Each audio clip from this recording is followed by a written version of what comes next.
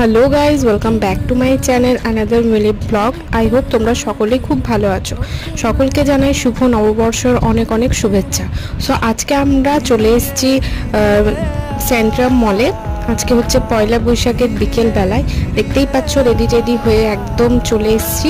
তো চলো ভেতরে গিয়ে তোমাদেরকে পুরো মলটাই ঘুরিয়ে দেখাবো যে কি সুন্দরভাবে ডেকোরেশন করেছে। আর সেন্ট্রামে প্রত্যেকটা ইভেন্টে খুব সুন্দরভাবে ডেকোরেশনও করে। এই যে একলা বৈশাখের শুভেচ্ছা এবং এক হাঁড়ি রসগোল্লা রাখা রয়েছে।